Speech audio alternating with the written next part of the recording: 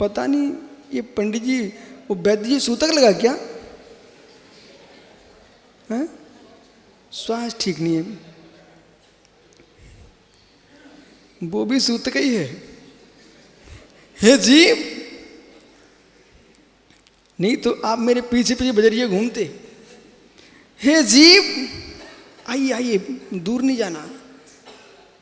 एक दिन आचार्य विराग सागर जी ने कहा हमसे, ये घटना है 1996 की। कब की? 1996 की घटना है। उन्होंने कहा विश्व सागर जबलपुर जाओ, तो मैं जबलपुर पहुंच गया। इसके उपरांत आचार्य श्री पधारे, उनकी अगवानी हुई भव्य, और लाडगंज जिनालय में संग विराजमान हुआ। मध्याह्न में आचार्य महाराज बोले, समाज आगे महाराज जी प्रवचन करो। आचार्य श्री ने कहा, मैं तो आया हूँ, विश्व सागर को ले जाओ। उन्होंने मुझे भेज तो दिया, अब गुरु की दृष्टि देखो। उपदेश को भेज दिया और स्वयं कक्ष में खिड़की के पास अपना पाटा लगा के बैठे। वो 1 घंटे का प्रवचन सुना पूरा। सुनने के उपरांत जब प्रवचन करके मैं पुनः नमोस्तु करने पहुंचा, बोले ज्ञानी बहुत घुमाना सीख गए हो। जब उन्होंने मेरे से कहा ज्ञानी बहुत घुमाना सीख गए हो, भगवान आत्मा, जैसे कोई बंध्या को बेटा मिलता ना, जब उन्होंने कहा भगवान आत्मा, मुझे वो आनंद आया कि कम से कम गुरुजी ने भगवान आत्मा तो बोला, बोंदू से भगवान आत्मा बोला।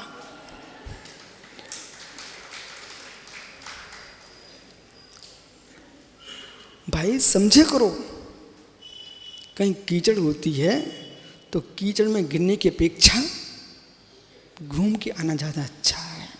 अब समझिए आप, कीचड़ में गिरने की अपेक्षा घूम के आना अच्छा है। ज्ञानी, कम से कम ये लोगों को पता चल गया, नए भी वस्तु है, प्रमाण भी वस्तु है, भाव से भी और द्रव्य से भी। चक्रेश, भाव से भी द्रव्य से भी। यदि राजेश कोई उल्टा उल्टा व्याख्यान करे ना, मैं कभी उसको बुरा नहीं मानता। उसका इतनी क्षोभ समय, उसमें बुराई की क्या बात है। पर मुझे इतना भी ज्ञान रहता है, उससे सबसे पहले पूछना आपने ग्रंथ कितने पढ़े, उसे सच से बात करूं मैं उससे। जब वो कहता 4-5 ग्रंथ के नाम गिनाता है तो मैं समझ जाता हूं। एक जी भीलवाड़ा में आया और सुब्र सागर बैठे, मैंने उसे कहा ज्ञानी, तो आग बबूला हो गया, मुझे ज्ञानी मत कहो। श्वेत सागर ने उसको समझा दिया। बोले अज्ञानी कहो। बोले महाराज जी आपसे मुझे चर्चा करना है। तो मैंने उसका चेहरा देखा, मैंने कहा ज्ञानी, फिर मैंने कहा ज्ञानी तू मेरे से चर्चा करने तो आया है, बात ठीक तू कह रहा ज्ञानी, पर ये तो बता तेरे चेहरे पर मुझे कुछ दिखाई दे नहीं रहा है। अब वो थोड़ा विचित्र ढंग से भेजा गया व्यक्ति था, तो मैंने उससे कहा भाई तूने अष्ट सहस्री का अध्ययन किया? वो ग्रंथ का नाम सुनते ही राकेश कपने लग गया। मैंने कहा धवल, जय धवल, महाबंध सबका स्वाद देख किया? त्रिलोक पंडिती, त्रिलोक सार का स्वाद देख किया? नए विभाग, नए विनिश्चय, सिद्धि विनिश्चय, सत्य शासन परीक्षा, इन सबका स्वाद देख किया? बेचारा कहता मैंने नहीं किया। मैंने ज्ञानी जब तूने नहीं किया तो मेरे से क्या तू चर्चा करेगा? तो एक काम कर, जिसने तुझे भेजा है उनने किया होगा, उनको लेके आ।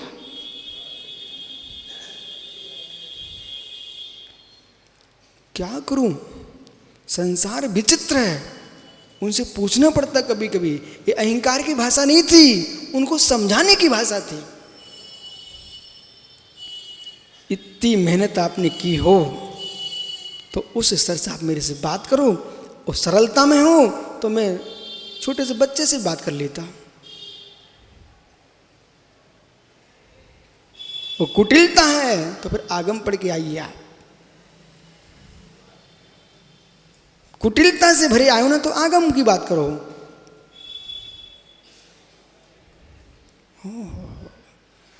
चक्रेश कहाँ आपको थाम के रखा था?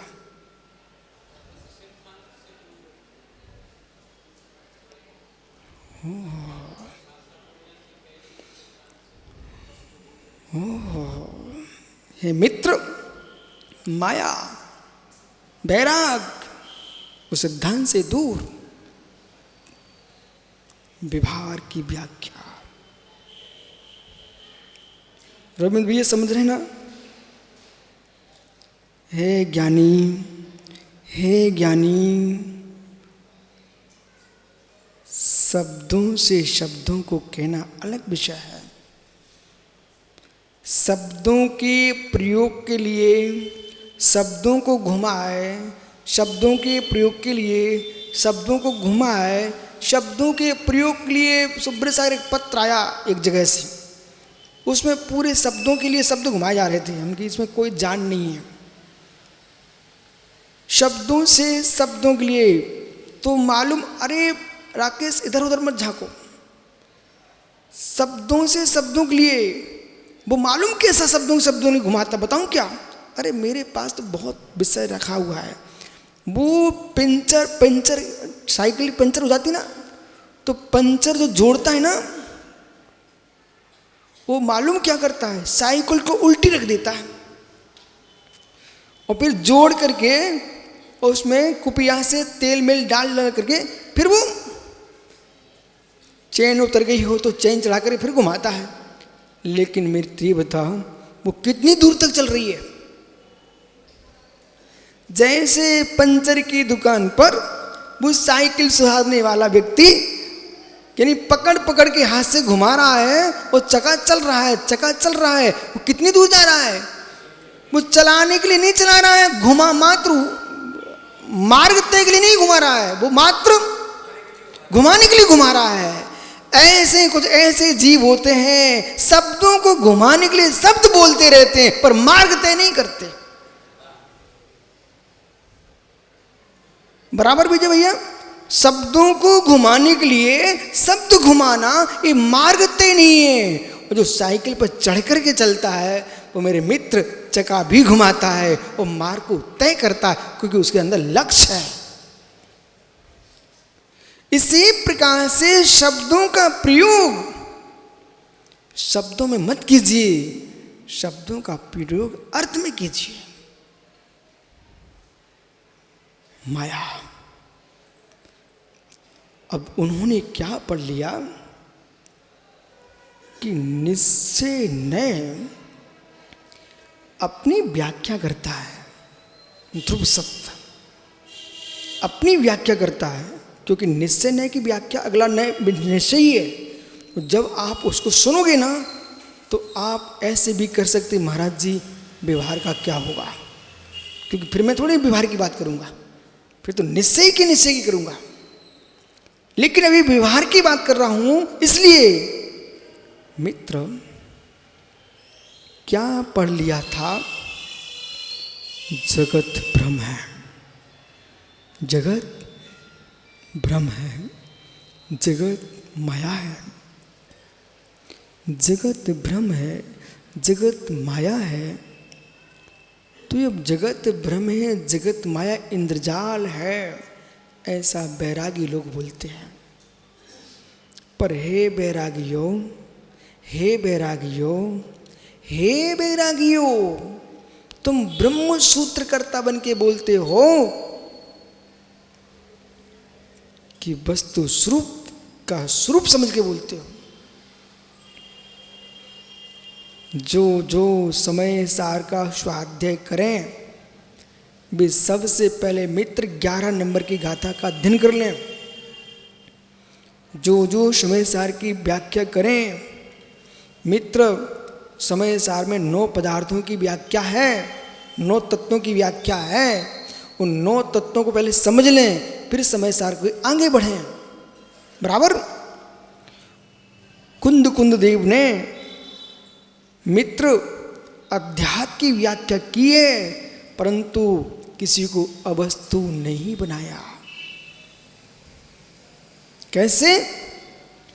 अब देखते भदौरिया जी, इंद्रजाल है, इंद्रधनुष है, विषय समझिए।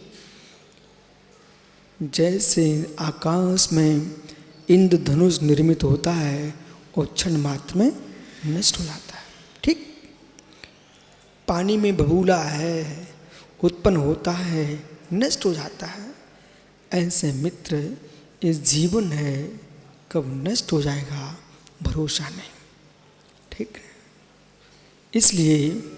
इसलिए अंकित मोक्ष मार्ग पर चलना चाहिए। यहाँ तक तो अच्छा लग रहा था आपको, अब देखना चक्री से मिथ्यात्व में कैसे घुसता जी। इंद्रधनुष है, पानी का बूला है, उसकी बूंद है, एक कब विलीन हो जाएगा जीवन, भरोसा नहीं है। अरे ज्ञानी, ये विषय पर्याय दृष्टि से है, ये विषय पर्याय दृष्टि से है, द्रव दृष्टि से नहीं है। द्रव दृष्टि का आश्रय लेके पर्याय दृष्टि से विरक्त हो। कठिन है, इतना निर्णय लेके कौन बैरागी बनेगा। द्रव दृष्टि का आश्रय लेकर के पर्याय दृष्टि से विरक्त हो, पर पर्याय दृष्टि को असमान जाति की दृष्टि से अपनी पर्याय मानिए, पर वो पर्याय भी वस्तु है, द्रव्य है। यदि मेरी मृत्यु हो गई तो इंद्रधनुष पानी के बबूले के समान मेरा इस पर्याय में रहना है। न मेरी आत्मा बबूले के समान है, न शरीर बबूले के समान है। यानी शरीर तो छूटेगा तो रहेगा, और शरीर जब जलेगा तो राख तो बचेगी कि नहीं बचेगी। वस्तु का नाश होता ही नहीं है, परिणमन होता है।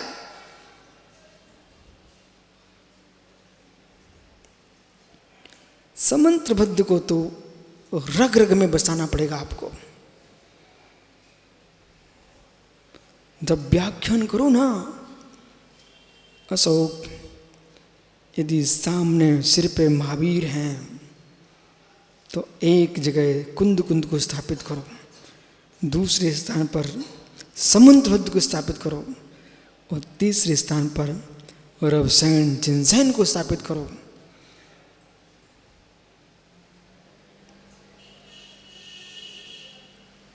तब आप वस्तु की व्याख्या कर पाएंगे, तब वस्तु की व्याख्या कर पाओगे। जो कुंद कुंद को लेकर के और समंत्रबद्ध को छोड़ करके, रवसेन जिनसेन को छोड़ करके, मित्र धरसेन पुष्पदंत भूतबली को छोड़ करके व्याख्या करोगे तो सत्य की प्रूपणा इस कलयुग में नहीं कर पाएंगे आप। बोलो, नहीं कर पाएंगे आप।